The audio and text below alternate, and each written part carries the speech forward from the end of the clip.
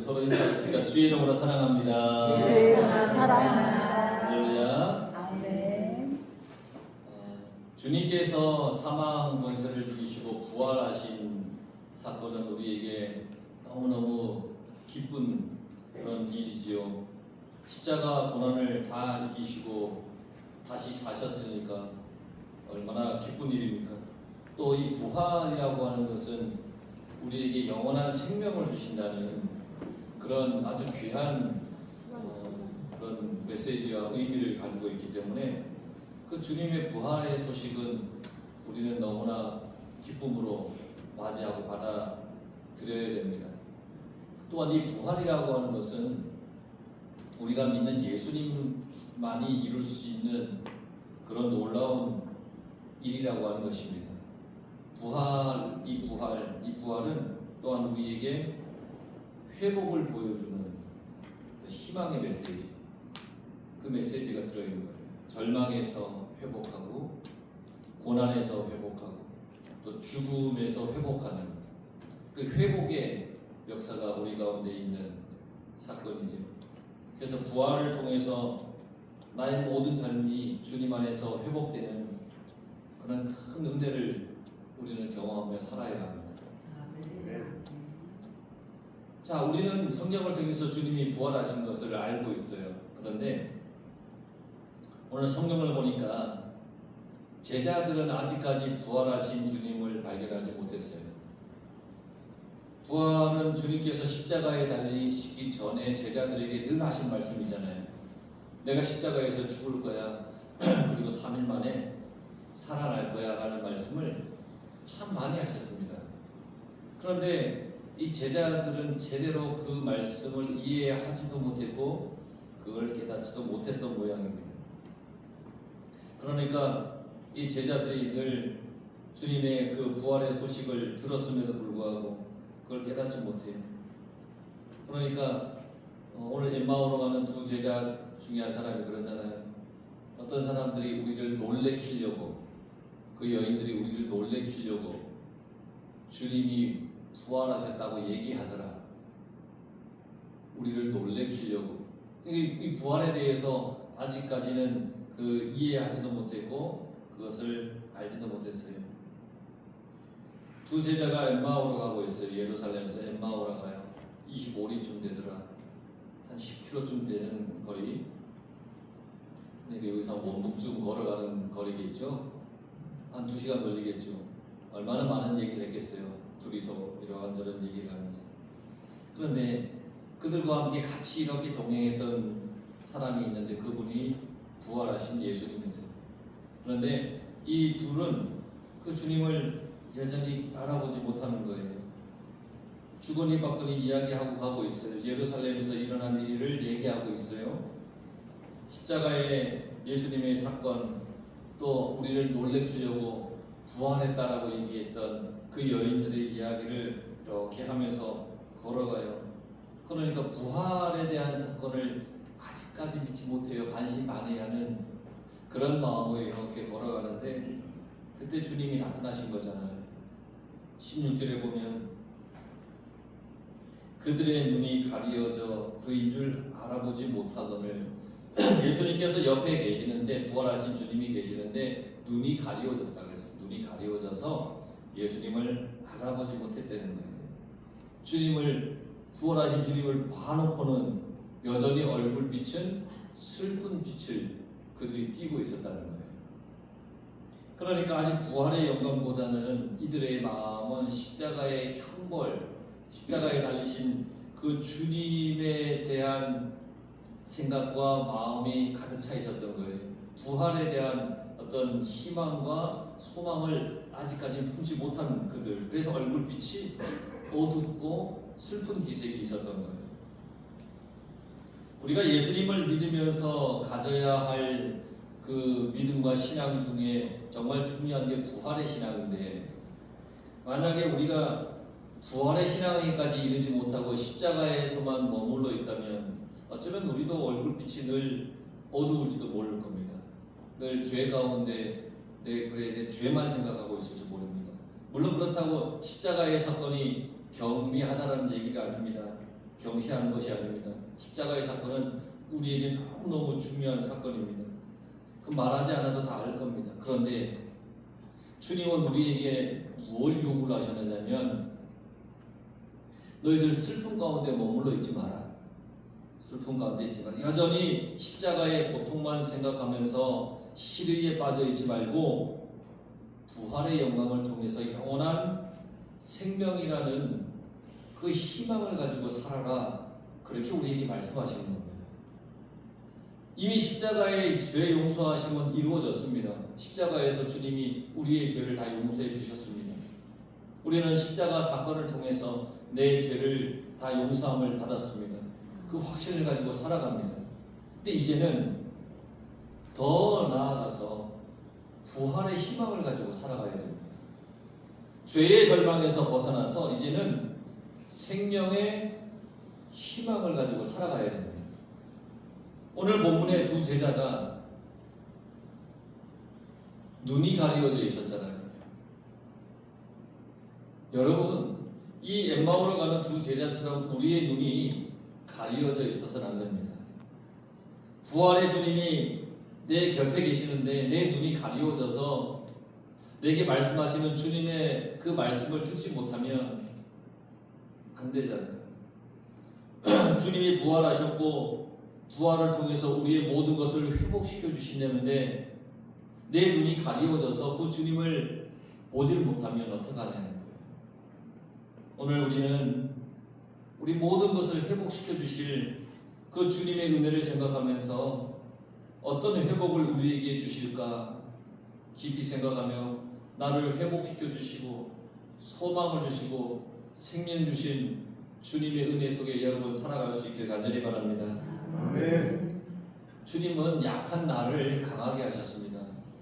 우리는 다 약하지요, 연약하지요. 제자들도 연약했어요. 부활의 주님을 바라보고 깨닫기 전까지는 연약했어요. 예수님의 수제자 베드로 한없이 연약했어요. 주님을 3번이나 부인했습니다. 모른다고 했어요. 남들은 다 주님 떠나고 다 주님 배반해도 나는 절대 그러지 않겠습니다 라고 했던 그 베드로가 십자가의 주님을 보는 순간 주님을 배반했어요. 여지없이 약한 인간의 모습을 드러냈어요. 우리도 얼마나 약한지 몰라요. 할 수 없다는 어떤 그런 절망감에 살아갈 때가 참 많이 있죠.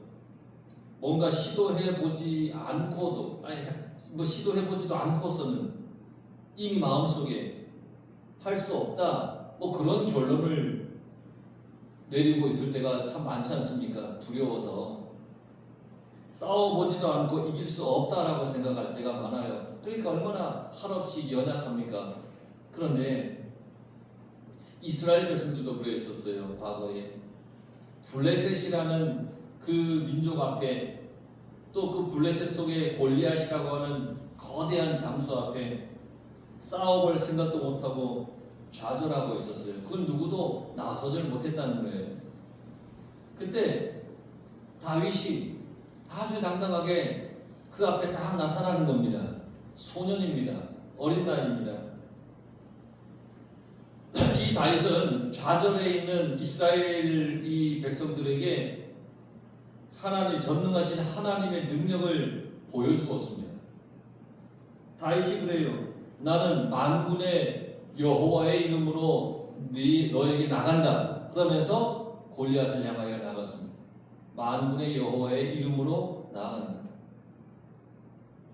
하나님의 이름을 의지했더니 그 좌절의 상황을 승리의 상황으로 변화시켰다는 겁니다. 우리의 현실이 좌절할 일들이 있다면, 절망할 수밖에 없는 상황이라면, 나를 나약하게 만드는 일들이 있다면 우리는 그저 손 놓을 수밖에 없어요. 그러나 여러분, 부활의 주님을 믿고 의지한다면 아무리 그 상황이 좌절의 상황이라 할지라도 부활의 주님을 의지하는 믿음이 있으면 내가 그 믿음으로 강해질 수 있습니다. 네. 나를 약하게 만드는 좌절, 절망, 나약 이 모든 것이 변해서 희망과 소망과 강함으로 바뀌게 될 것이라는 것입니다. 엠마오로 걸어가는 두 제자 한없이 약했습니다. 십자가의 주님에만 머물러 있었습니다. 주님이 십자가에서 실패했다라고 생각했습니다. 그러니까 약해 있는 겁니다. 그러나 그들은 이 부활의 주님을 깨닫는 순간 그들의 마음이 뜨거워졌다는 것을 알게 되었습니다. 예루살렘으로 돌아갔습니다. 그리고 부활하신 주님을 확인했고, 그리고 큰 주님의 그 역사의 반열에 동참하게 되었다는 겁니다. 부활의 주님을 깨닫지 못했을 때는 한없이 약하고 시르에 빠져 있었는데, 부활의 주님을 깨닫고는 마음에 뜨거움이 생겨서 다시금 주님의 거룩한 그 사역의 길로 그들이 걸어갔다는 겁니다. 부활의 주님은 약한 나를 강하게 해주십니다. 죽음의 권세를 이기신 주님을 내가 믿으면 어찌 약함 가운데 내가 있을 수 있겠습니까? 죽음의 권세를 이기신 그 부활의 주님을 내가 믿는다. 나는 부활의 주님을 통해서 더욱 강해질 수 있습니다. 부활의 주님이 내게 보내신 성령으로 인해서 우리는 더욱 강하게 믿음으로 살아갈 수 있습니다. 성령님은 우리의 모든 삶을 주관해 주십니다. 내가 어디에 어떻게 가야 할지 가야 할 바를 알려주십니다. 내 생각을 주관해 주시고 내 말을 주관해 주시고 내 행동을 주관해 주시는 그런 성령님. 그래서 약한 내가 성령님을 의지해서 강해질 수 있는 것입니다. 여러분, 부활의 사건을 믿고 살면 우리는 희망을 보게 되는 겁니다. 뿔뿔이 흩어졌던 십자가의 사건을 통해 뿔뿔이 흩어졌던 제자들이었지만 부활을 목격하고 부활의 주님을 본 제자들은 다시금 주님의 말씀을 의지해서 성령을 받을 준비를 하게 되는 것입니다. 이 한없는 약한 나를 부활의 주님은 강하게 해주십니다. 부활의 주님은 또 가난한 나를 부하게 해주신다고 그랬습니다. 우리는 참 많이 가난합니다. 가진 것이 없어서 가난하다는 얘기가 아닙니다. 물질은 뭐 있다가도 없고 없다가도 있는 게 물질이니까 그 물질의 잣대를 가지고 내가 부하다 가난하다 그렇게 우리는 저울질 할 수 없어요. 물질이 많고도 불행한 사람이 있고 물질이 적어도 행복한 사람이 있어요. 행복지수가 가장 높은 나라가 어디 있냐? 방글라데시. 방글라데시 그러면 어떤 이미지예요? 못 사는 나라. 사람들이 어떤 생활 수준이 많이 선진국에 비해서 떨어진 나라. 그런데 전 세계에서 행복지수가 높은 나라가 방글라데시라는 거예요. 그러니까 이 행복이라는 것이 꼭 물질과 비례하는 것이 아니라는 거예요. 여러분 삶을 부유하게 만드는 게 뭡니까? 뭐가 여러분들을 행복하게 만드세요? 뭐가 여러분 기쁩니까? 물질 많으면 기쁘십니까? 아니면 자녀가 잘 되는 게 기쁘십니까? 땅값 오르면 기쁠까요? 집값 오르면 기쁠까요? 뭐가 기쁘세요? 이 기쁨에 대해 행복의 이 잣대가 어디 있냐는 거예요. 우리를 행복하게 부유하게 만드는 게 뭘까? 마태복음 5장 3절에 보면 심령이 가난한 자는 복이 있나니 천국이 저희 것임이라 그랬습니다. 심령이 가난한 자, 마음이 가난하다는 게 뭔 얘기예요? 내 마음에 악함이 없다는 얘기예요. 내 마음에 악함이 없는 사람, 이 사람이 복이 있다는 거예요. 마음을 비워라 이런 말을 많이 듣죠. 마음을 비워라 참 많이 듣고 살아요. 우리 마음에 욕심이 가득 있으면 욕심이 가득 차면 결코 우리는 자유롭지 못합니다. 욕심이 많으면 욕심이 가득 찬 마음은 정말 가난한 사람입니다. 그 사람은 정말 가난한 겁니다. 우리는 마음이 부유해야 됩니다. 바울의 말처럼 우리가 자족할 줄 아는 마음을 가져야 됩니다. 그래, 이것이 주님께서 내게 주신 것이지. 아, 맞아. 지금 지금 이것이 내게 있는 이것이 주님 주신 것이지, 이게 적든지 많든지 늘 주님이 주신 것임을 믿고 감사할 줄 아는 마음, 이 마음을 가져야 된다는 것입니다. 10계명에 10째 계명이 있는데 그 10번째 계명을 어기면 정말 우리는 악해집니다. 10번째 계명이 뭡니까? 내 이웃의 집을 탐하지 마라. 탐하지 마라. 우리의 마음에 악함이 없는 가난한 마음, 자족할 줄 아는, 그런 비울 줄 아는 마음이 있어야 되는데, 그러지 못하고 남의 것을 부러워하거나 탐내는 그런 가난한 마음이 될 때가 얼마나 많은지 모릅니다. 참 많이 그렇게 살아가잖아요. 다른 사람이 가진 게 부럽고 탐나고, 나랑 그 사람과 나를 비교해서 저걸 내가 가졌으면 좋겠는데, 뭐 그런 마음을 가질 때가 많잖아요. 우리의 마음을 가난하게 만드는, 정말 가난하게 만드는, 성경이 말씀하는 심령이 가난한 그 가난이 아니라 정말 우리 마음을 불쌍하게 만드는 그런 요소들이 참 많은데, 시기하고 질투하고 적대감을 갖고 우월감이나 열등감을 갖고 소유욕을 갖고, 그런 게 우리의 마음을 병들게 한다는 것입니다. 그런데 우리가 부활의 주님을 만나면 그렇게 병든 내 마음이 부유하게 된다는 거예요. 남의 것을 탐내던 가난한 그런 마음에서 나에게 주신 것에 만족합니다 라고 고백하며 그렇게 살아가는, 정말 마음을 비우는 가난한 마음이 되는 것이라는 거예요. 오직 주님을 위해, 주님의 영광을 위해 살겠습니다 라고 하는 그런 부유한 마음이 우리 속에 생긴다는 거예요. 그래서 세상의 것이 더 이상 부러운 것이 아니라, 하찮은 거야, 별것 아니야 라고 하는 그러한 마음으로, 여겨지는 마음으로 살게 될 수 있다는 것입니다. 그런데 이런 설교를 하면 싫은 사람 참 많을 거예요. 좀 부유하게 살면 얼마나 좋은데 자꾸 목사님은 저러냐. 물론 여러분, 부유하게 살아야 됩니다. 부유하게 사십시오. 그런데 아무리 부유해도 그것에 만족하지 못하면 아무 의미가 없고 소용이 없다는 얘기입니다. 부활은 우리에게 영원한 생명이기 때문에 우리가 오직 주님을 위해 살도록 하는 겁니다. 우리가 주님을 위해 살게 되면 욕심도 버리게 되는 것이고, 마음의 평안함도 우리 가운데 생긴다는 것입니다. 욕심 때문에 우리의 마음은 평안이 없는 거예요. 욕심이 우리의 마음을 가난하게 만들지만, 부활의 주님을 통해서 자족할 줄 아는 마음을 얻으면 욕심이 사라지고 우리는 마음이 부유한 자로 살아갈 수가 있다는 것입니다. 또 부활의 주님은요, 눈이 먼 우리의 눈을 보게 하십니다.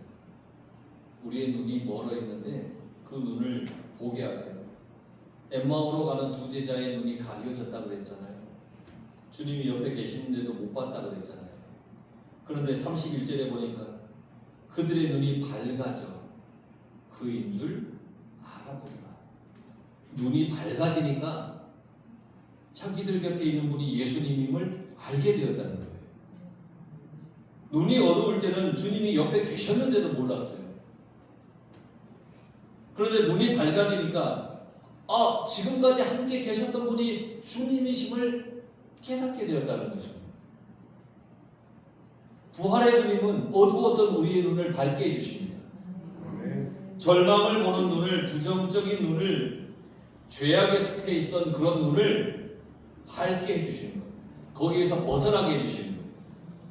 십자가의 사건에만 머물러 있던 제자들에게 주님께서는 부활을 통해서 그들의 어두운 눈을 다 밝게 해주시는 거예요. 십자가만 바라봤던 제자들에게는 그 십자가의 사건이 그들에게 절망적이었을 거예요. 더 이상 소망이 없어 보였을 거예요. 실패 같아 보였어요.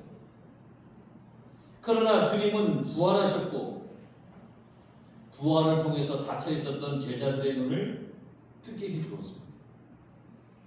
그래서 이제는 그 죄악의 눈, 닫혀있는 눈이 아니라 주님의 은혜를 바라보는 그런 밝은 눈으로 변화되었다는 겁니다. 지금 예배드리고 있는 여러분들, 주님의 은혜를 바라보는 밝은 그런 눈이 되시길 간절히 바랍니다. 그런데 내가 부활의 주님을 믿지 못하면 아무리 하나님의 말씀이 전해지고 듣는다 해도 내 눈이 어두워지고 귀가 닫혀져서 그 은혜가 내 마음에 들어오지 못하는 겁니다. 여러분, 주님이 늘 나와 함께 하시고 부활해서 나에게 영원한 생명을 주시고 소망을 주신 주님임을 믿고 여러분 살아가시기 바랍니다. 그래서 은혜의 눈이 활짝 떠져서 늘 내 곁에 계신 주님이 깨달아지고 느껴지고 무슨 일을 만나든지 하나님의 말씀이 내 삶의 기준이 되고 표준이 되고 나침반이 되어서 여러분 우리가 그렇게 살아가야 되는 것입니다. 우리가 처음 예수님을 믿기로 했을 때를 한번 생각해 보세요. 늘 죄인이라고 눈물을 흘리며 기도했어요. 물론 죄인이기 때문에 우리는 그렇게 기도해야 돼요. 그러나 주님은 우리에게 그 죄인의 자리에만 머물러 있지 마라고 말씀하시는 겁니다. 회개했다면 부활의 주님을 바라보고 은혜의 주님을 바라볼 수 있게 해주시는 겁니다. 소망을 주시는 겁니다. 죄에 머물러 있는 것이 아니라 죄인의 자리에 머물러 있는 것이 아니라 십자가를 통해서 회개했다면 이제는 소망의 자리에 부활의 거룩한 희망의 자리에 우리를 이끌어 가시는 그 주님이십니다. 성령 충만을 받게 하셔서 죄의 눈에서 은혜의 눈으로 변화시켜 주시는 주님. 그 주님은 우리에게 희망을 보게 하시고 할 수 있다는 그런 힘을, 능력을 우리에게 주셨습니다. 인생에 있어서 가장 두려울 수 있는 것, 그 죽음을 부활을 통해서 이기게 해주셨다는 겁니다. 절망과 같은 인생이라고 여겨졌는데 주님은 우리에게 소망을 보게 해주셨다는 것입니다. 이 모든 것이 부활하신 주님께서 우리에게 주신 놀라운 은혜의 축복입니다. 또 이 부활은 죽음의 자리에서 생명의 자리로 우리를 옮겨주신 겁니다. 죽을 수밖에 없던 나를 십자가로 용서해 주시고 부활을 통해 영원한 생명을 주신 겁니다. 십자가에서 모든 것이 끝났다면 어쩌면 나에겐 영원한 생명이 주어지지 않을 수도 있습니다. 그러나 주님은 부활하셨습니다. 그래서 나에게 영원한 생명을 주신 겁니다. 그걸 주님은 계속해서 우리에게 제자들에게 가르쳐 주시고 말씀하셨고 약속하신 겁니다. 그리고 그것을 이루어 주신 분이 주님이십니다. 우리는 우리의 믿음이 이 주님의 부활을 믿는 부활의 믿음까지 우리는 자라나서 성장해야 합니다. 부활의 주님을 믿는 그 믿음이 있어야 됩니다. 십자가의 주님은 모든 사람들이 바라봤습니다. 그런데 부활의 주님은 모두가 바라보지 못했습니다. 그러나 그 목격한 자를 통하여서 전해주고 전해져서 그 부활의 주님을 믿게 되었습니다. 우리도 부활의 주님을 믿어야 됩니다. 믿어야 됩니다. 부활의 신앙을 가져야만 우리는 참된 소망을 품으며 살아갈 수 있기 때문에 부활의 신앙을 가지게 되면 우리는 내 삶을 아무렇게나 살아갈 수가 없는 겁니다. 왜냐하면 주님께서 내 삶에 소망을 두셨고 내 삶에 희망을 두셨기 때문에 내가 그 소망과 희망을 부여하고 살아가야 되기 때문에 아무렇게나 살아갈 수가 없다는 것입니다. 영원한 생명이 있기 때문에 더 열심히 우리는 주님을 의지하며 살아갈 수밖에 없는 것입니다. 여러분, 부활이 주는 의미는 너무너무 귀합니다. 그러니까 약한 나를 강하게, 가난한 나를 부하게, 눈이 먼 나의 눈을 밝게 해주시고 죽음의 자리에 있었던 나를 생명의 자리로 옮겨주시는 그 부활의 그 귀한 은혜, 여러분 모두가 그 그 부활의 신앙을 믿고 의지하고 고백하고 전하며 그렇게 살아감으로써 여러분 삶에 늘 언제나 주님 주시는 소망과 희망과 감사와 즐거움이 차고 넘치기를 주의 이름으로 간절히 축원합니다. 아멘. 기도하겠습니다.